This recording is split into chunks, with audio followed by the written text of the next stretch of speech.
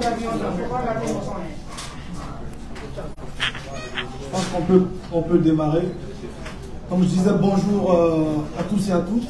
Bienvenue à cette conférence de presse.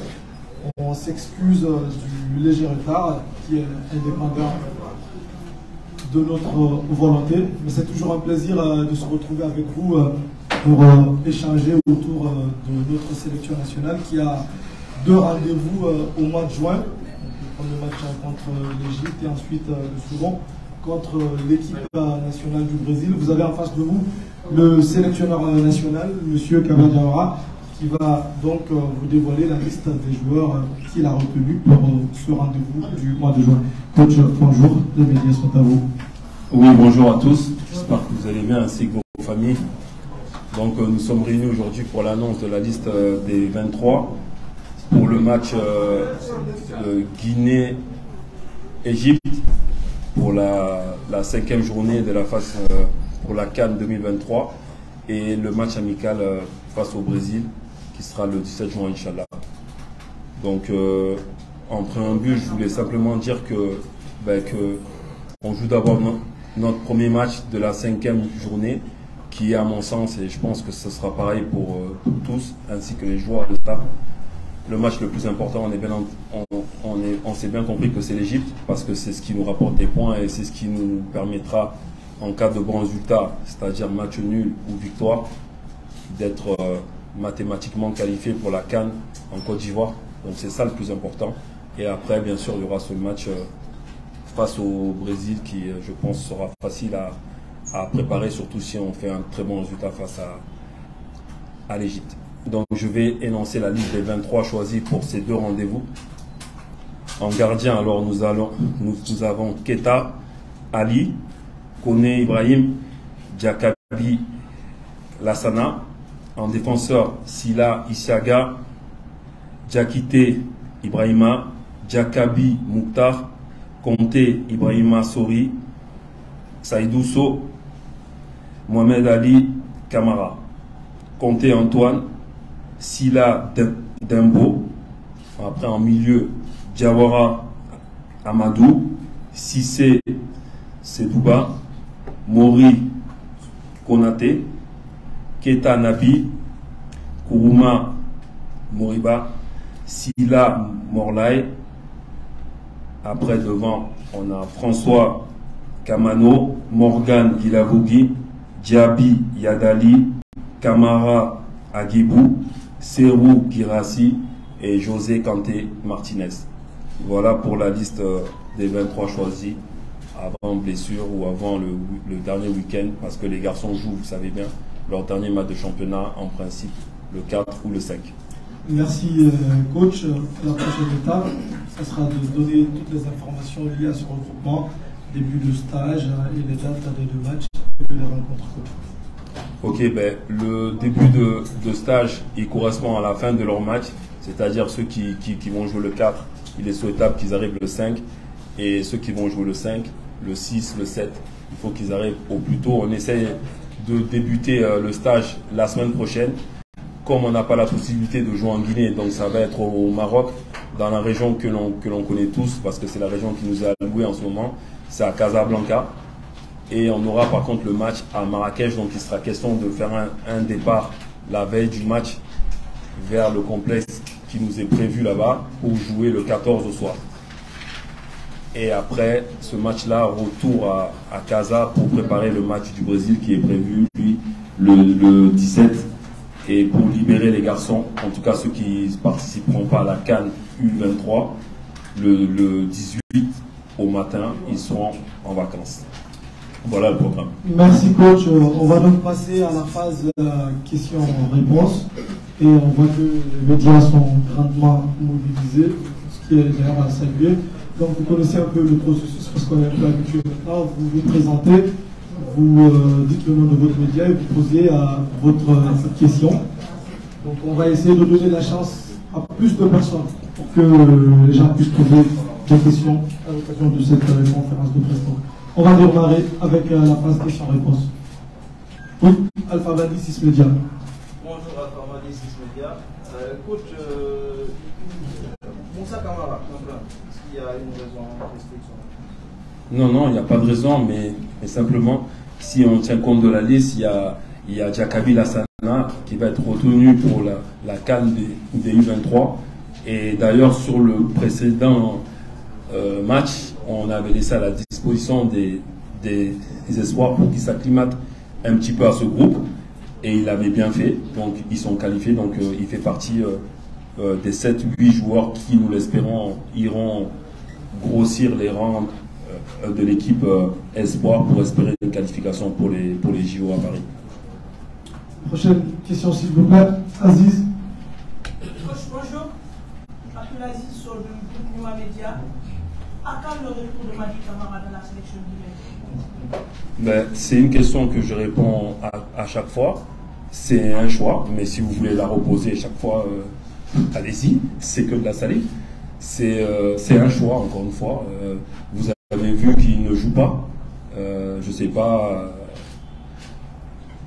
Il joue pas, je sais pas plus que ça. Il est dans le groupe bien souvent, mais il ne rentre pas.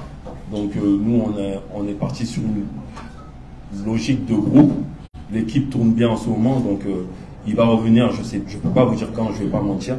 Mais là, pour le moment, en l'état actuel des choses, ça se passe bien, donc on garde le statu quo. Mais la porte n'est pas fermée, si ça peut répondre à notre question. Ouais, Baïdo. Bonjour coach, j'arrive bien de votre sport guinéen. Sur cette liste, il y a Mohamed Ali Camara et Nabi Keita, longtemps blessés. Qu'est-ce qui peut expliquer leur choix? Encore une fois, je viens de le dire, c'est une logique de groupe. C'est des garçons qui appartiennent à ce groupe-là. Moi, j'aime pas trop changer parce que je pense que l'équipe commence à avoir fière allure. Les garçons se connaissent maintenant depuis 1 an, 2 ans. C'est pratiquement les gars qui ont fait la CAN. On essaie de conserver ça pour avoir une ossature. Et je pense que sur les derniers matchs qu'on fait, on voit que ça commence à prendre vraiment. Donc il n'y a pas de raison de changer. Je vous conçois qu'ils reviennent de blessures, mais c'est des garçons qui font vraiment partie du noyau dur de l'effectif. Nani. Nani Diabatou de la Télécama TV, un match contre le Brésil, une première naturellement. Du coup, qu'est-ce que ça va nous apporter sportivement et sur d'autres plans? Quel serait l'importance de cette rencontre pour la Guinée? Je vais répondre en 2 phases en fait, parce que vous parlez du match du Brésil, c'est vrai, c'est comme un cadeau, c'est l'équipe la plus titrée au monde, mais juste avant on a quand même le match qui est le plus important pour nous face à l'équipe la plus titrée d'Afrique, qui va nous donner un ticket pour la CAN. Nous, notre vraie ambition, c'est de jouer la CAN. Maintenant, on m'a proposé de jouer ce match. Je l'ai pris parce que je me dis que pour devenir les meilleurs, on doit se frotter aux meilleurs. C'est pas souvent que la Guinée aura l'occasion de jouer, à part si on a la chance d'aller à la Coupe du Monde. Mais pour le moment, ça n'a pas été le cas. Donc je pense que le seul Guinée-Brésil qu'il y avait eu, c'était les U17 au Chili. Et j'y étais. J'avais vu. Donc maintenant, c'est des joueurs qui vont peut-être se retrouver, parce que je sais qu'il y avait Morlaï.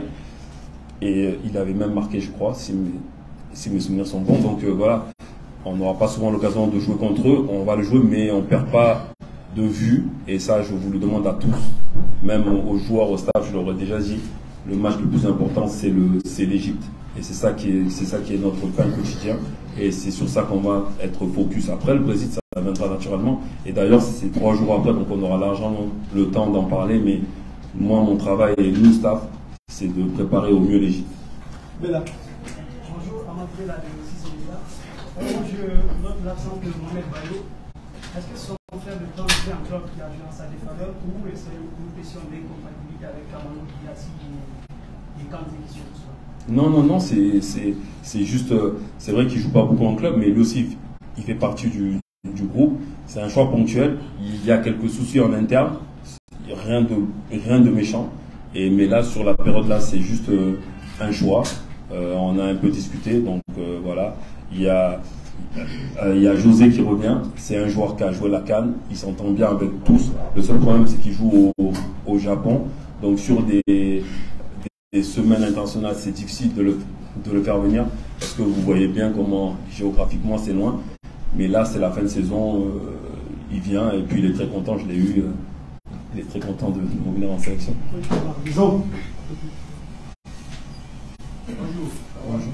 Je suis pas de la mobilité pour 224. Voilà le moment, parlant du cas de Mali.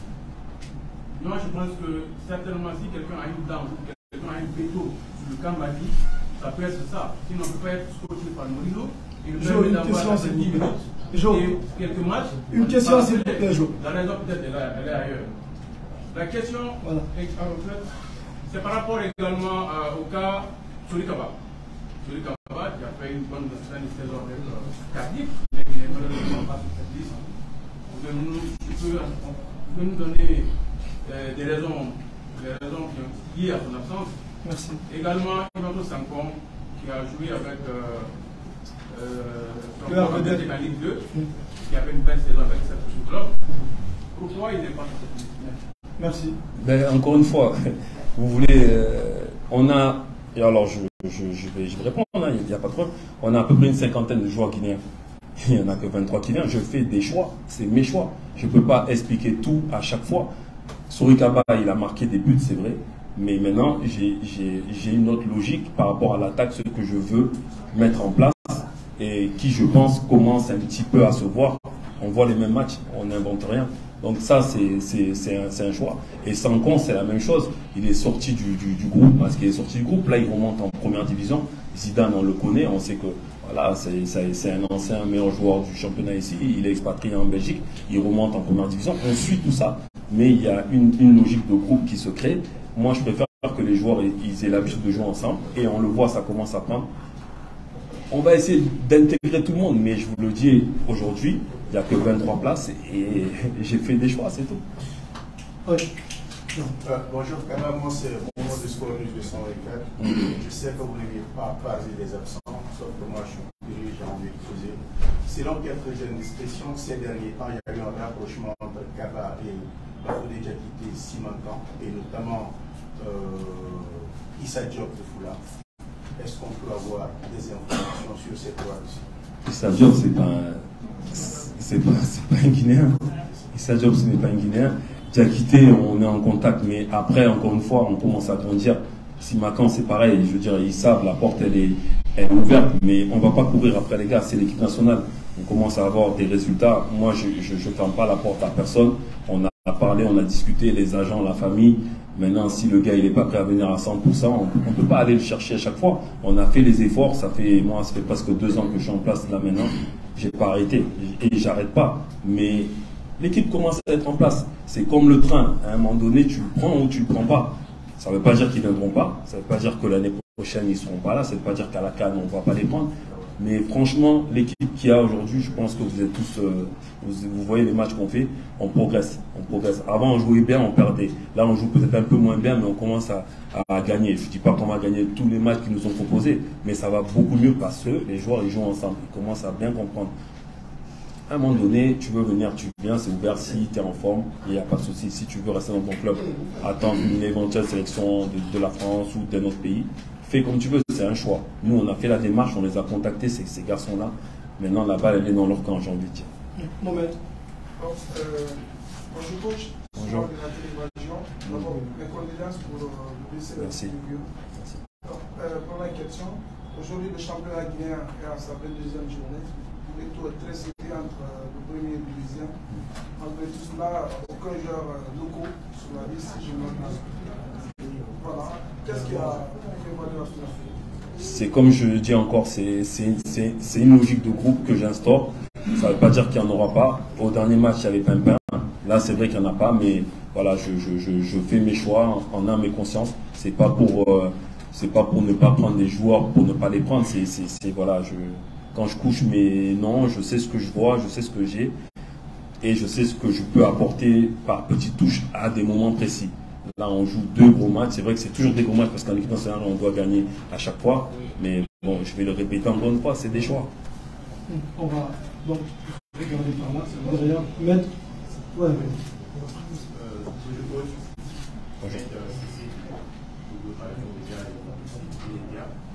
La question, quand on vous entend parler parfois de la performance et de la discipline, par exemple, il fallait tout à l'heure en défendant sous prétexte. Naby Keita cette saison avec Liverpool, 48 minutes. Par contre, Madi, il a beaucoup plus que 5 titularisations avec la Roma ces derniers temps. Alors, est-ce qu'on peut dire que sur ce cas-là, c'est vrai que vous n'avez pas évoqué la situation. Est-ce que vous ne mettez pas le critère peut-être au sens, le climat peut-être que vous êtes en train de défendre cela au sein du groupe, critère performance, est-ce que ça prévaut finalement sur le cas de Mohamed Kamara? Mais c'est un tout, un groupe c'est un tout. Il n'y a pas que, il y a le sportif, il y a la place du joueur à l'intérieur du groupe, il y a ceux qui le représentent, il y a beaucoup de choses. Moi je raisonne en fonction de groupe. On a fait un groupe à la CAN, on a dit qu'on rajeunissait l'équipe. J'ai eu des choix à faire, j'ai vu le comportement de certains. Je regarde les temps de jeu, je regarde les performances, je suis tous les matchs, c'est mon travail. Mais après je fais mes choix aussi. Je vous prie de... Non, ça n'a rien à voir avec l'âge. Je vous prie de respecter ça. J'essaie de mettre un groupe en place qui commence à se connaître, qui commence à marcher ensemble et surtout d'une même voix. On n'entend plus de problèmes disciplinaires, on n'entend plus de problèmes extrasportifs. Pour le moment, alhamdoulilah, c'est clean.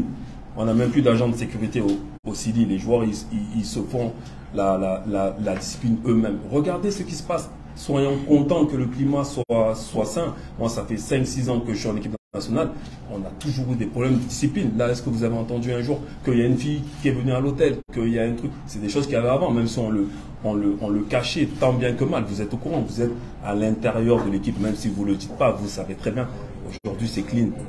Moi, quand je suis au rassemblement de l'équipe nationale, j'arrive à dormir. Avant, je ne dormais pas. Donc voilà, c'est pour vous dire que je réponds à une logique de groupe et soyons contents de ce qui se passe en ce moment, c'est tout ce que je vous demande. Ouais, vas-y.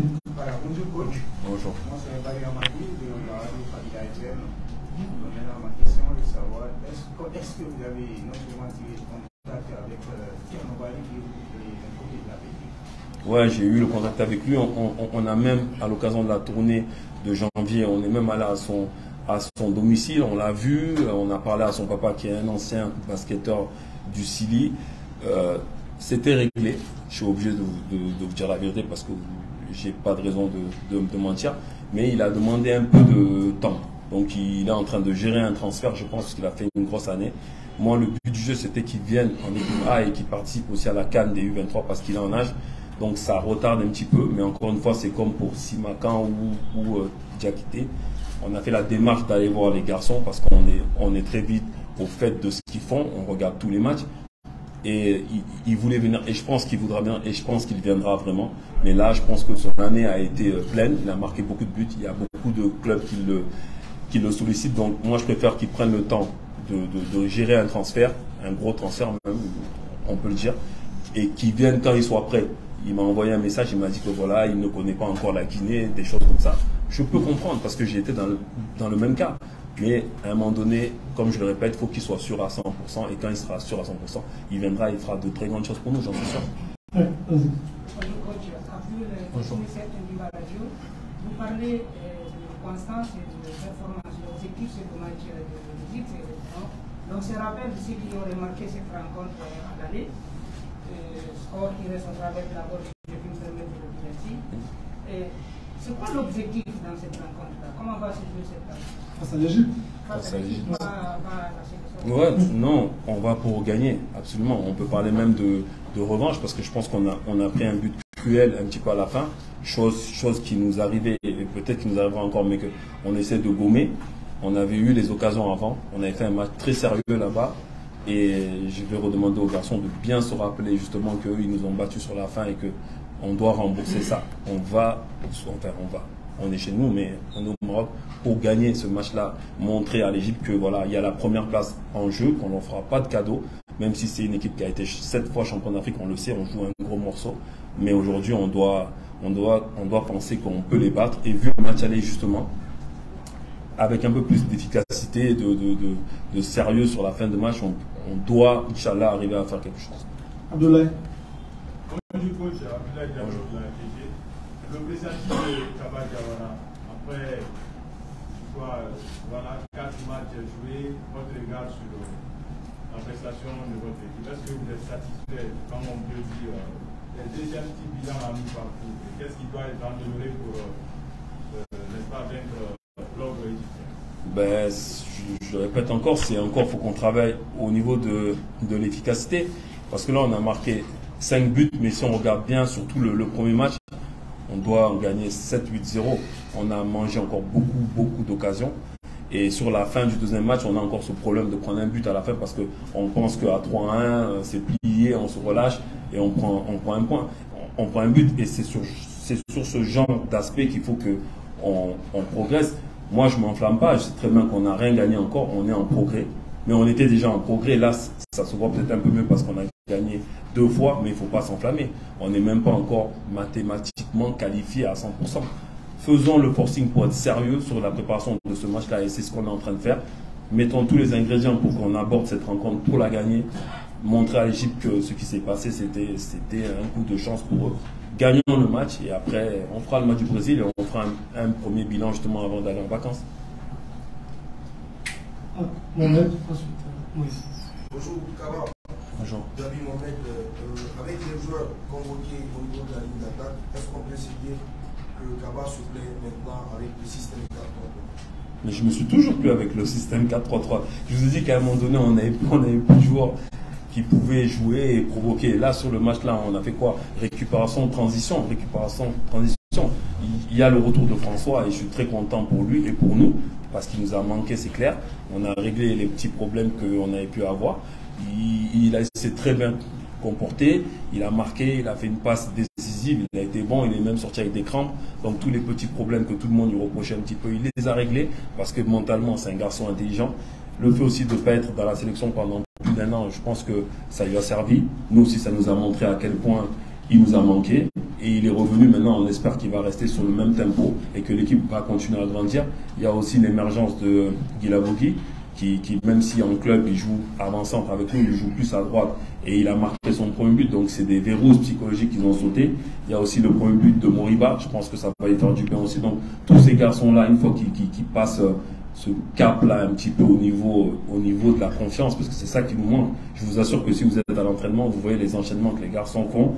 C'est incroyable. Si on a la moitié de la réussite qu'on fait à l'entraînement, si on a la moitié en match, on gagne tous nos matchs 4-0, c'est clair. Mais ce problème d'efficacité en match, il y a du public, il y a la pression. Le dernier geste, la dernière passe, c'est pas pareil, mais ça c'est l'expérience. Et au plus ils vont jouer ensemble, au plus ils vont en avoir. Et j'espère que pour le match de l'Égypte, ben, ça va bien se passer. Moïse. Bonjour coach. Bonjour. Alors le match de Plastique contre la Seleção, quand on voit l'armada qui a été sorti par le sélectionneur brésilien, est-ce que pour vous l'objectif recherché c'est limiter d'abord les dégâts ou que vraiment on peut battre le Brésil, ce qui n'est pas possible d'ailleurs? Non, c'est un match de football. Seulement il faudra faire attention à gérer les émotions, mais après on a des garçons aussi qui jouent des Coupes d'Europe, qui jouent contre ces garçons-là, soit qu'ils ont joué en jeune, soit qu'ils les jouent après en club. Je ne dis pas régulièrement, mais on a des joueurs quand même qui jouent dans des clubs intéressants. Donc, au niveau de la préparation, je sais que les Guinéens, ils n'ont jamais peur de jouer contre des plus grosses équipes qu'eux. Le problème, c'est qu'on joue contre une équipe supposée inférieure et on a le petit souvenir de la CAN. On sait très bien que mentalement, on n'arrive pas à gérer on arrive moins à gérer ce genre de rencontre. Donc moi, premier objectif, je le dis, je le répète comme ça, c'est bien clair, c'est l'Égypte.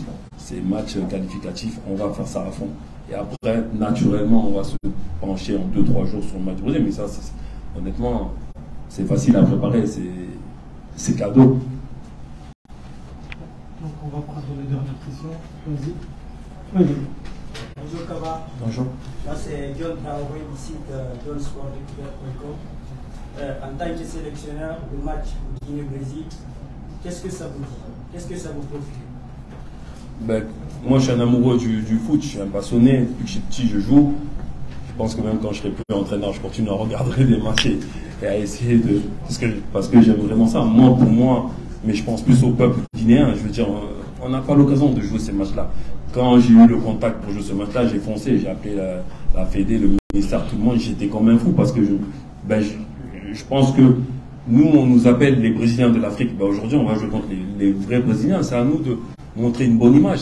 Et en plus, là, avec le problème Vinicius, le match il va être mis en mondovision. Je veux dire, il y a Infantino, il viendra, Séferin, Wenger, ils seront tous là. Donc, à un moment donné, moi je dis que Dieu nous aime parce qu'on aurait pu jouer un match face au Brésil un peu dans l'anonymat, même si c'est pas possible. Ils sont 5 fois champions du monde. Mais avec ce problème-là, Vinicius qui est madrilène, le match qui est à Barcelone, chez l'ennemi, tout ça fait que ça ramène encore un contexte différent. Et c'est nous qui jouons ce match-là. Il faut quand même être être content et fier d'avoir cette possibilité-là. Après, c'est aux garçons de se lâcher, de jouer au football, et c'est ce que je vais leur dire.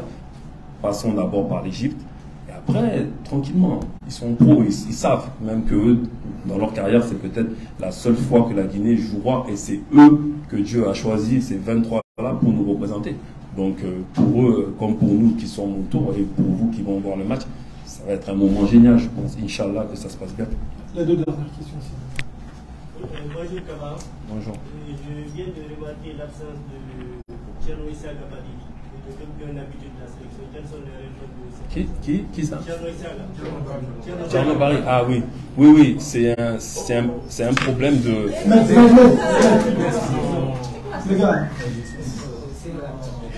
C'est un problème de choix. C'est un problème de choix. Donc j'ai repris à Guibou, qui après son prêt, il a eu 6 mois un petit peu difficiles à l'Olympiakos. Il s'est répété dans un club autour de Athènes. Il a marqué quelques buts, il revient à un très bon niveau. C'est un choix, tout simplement. Mais Barry, il fait partie de mes préférés. Moi, c'est mon coup de cœur, on va dire. Mais sur ce match-là, dans cette configuration d'équipe, j'ai fait un choix, encore une fois. Si on peut avoir une dame, je pense que ça serait bien.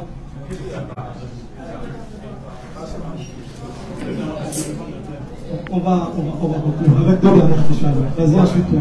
Et puis ça sera bon. Monsieur au fond et ensuite toi. Vas-y. Mohamed, s'il te plaît, parce que tu passes quelque chose.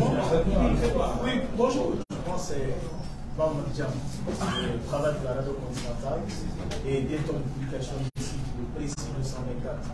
Et depuis que les Guinéens ont appris que la Guinée va livrer un match amical contre le Brésil, on a réalisé un panel. Les Guinéens se sont réjouis d'obtenir ce match amical. On veut juste savoir, parce que c'est une grande première, comment ça a été obtenu, si vous avez des choses. Ben, c'est mon réseau. Là, je ne vais pas me cacher, je ne vais pas me la raconter, je ne vais pas truquer. Moi, vous savez que je suis né là-bas, j'ai grandi là-bas, donc il y a des gens qu'on côtoie au fur et à mesure des années passées. Et puis, après, les gens se souviennent aussi. Moi, il y a des gens qui m'ont promis ce genre de match. Et quand j'ai pris le poste, ben, j'en avais parlé au ministre qu'un jour, c'est sûr qu'on va jouer la France, le Brésil. Bon, ce jour est venu, on m'a proposé ça. Je ne peux pas dire non. C'est un gros morceau, je vous l'accorde. On est tous conscients. On n'a jamais été à la Coupe du Monde, on n'a jamais été en finale de Cannes. D'ailleurs, derrière ça, il joue le Sénégal qui est champion d'Afrique. Ça n'a rien à voir avec nous. Mais je ne peux pas refuser un match comme ça. Si je le refuse, ça veut dire que je ne suis pas guinéen. Ça veut dire que tout le travail qu'on fait là-bas, tout le réseau qu'on peut avoir, si on me prend, c'est pour ça aussi. Sinon, à la limite, je ne sers à rien. Donc j'ai proposé. Bien sûr qu'ils ont dit oui, parce que c'est une affiche qui ne se refuse pas. Après, il ne faut pas aller là-bas pour trop les respecter. Il ne faut pas aller là-bas pour prendre une gifle non plus. On a de l'ambition, on est des professionnels, mais je pense que honnêtement, si on se dit la vérité en tant que Guinéen amoureux du football, une proposition comme ça, on ne peut pas la refuser, tout simplement. Peut-être c'est trop haut, trop tôt, peut-être bien, mais si on ne les joue pas, ces matchs-là, on ne saura jamais. Donc on va y aller avec tout ce qu'on a comme arme, en espérant engranger la confiance avec les bons résultats qu'on a en ce moment et une bonne victoire ou un bon résultat face à l'Égypte. Faire la meilleure prestation possible. Et moi, j'insiste beaucoup là-dessus, c'est montrer une image du football guinéen. Parce qu'aujourd'hui, on peut dire ce qu'on veut. Tout le monde nous dit, ouais, restons tranquilles. On est à notre place. On n'a que ce qu'on mérite. Si on fait un bon résultat, les gens ils vont s'intéresser à nos joueurs, qui sont souvent dans des problèmes de mercato, d'agents de joueurs. Donc, c'est une vitrine pour eux. Et c'est ce que je vais leur dire. Si vous avez un moment pour faire un bon match, allez-y, les gars. Et je pense qu'ils sont assez grands et conscients pour se mettre au niveau de l'événement, parce que ça va être un grand événement. Bon. Donc, dernière question aussi, parce qu'on est obligé, il fait chaud dans ça. Oui. Bonjour, désolé pour la question que je vais c'est là où on est même de communication.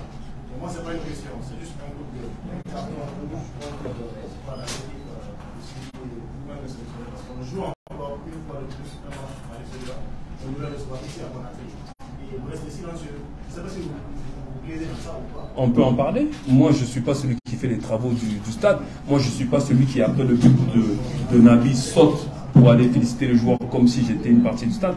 Je suis que l'entraîneur ici. Ce n'est pas moi qui décide. C'est la CAF qui nous a suspendus. C'est la CAF qui nous met les amendes. Je ne comprends pas votre carton rouge. Je suis désolé.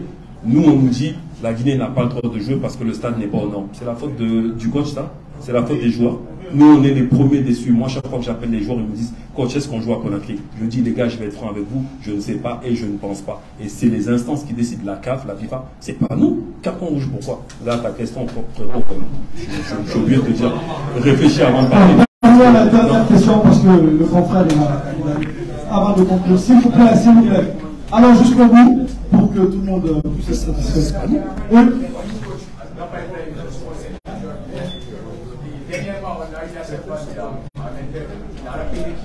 S'il vous plaît, un peu de silence derrière, s'il vous plaît. Qui ça?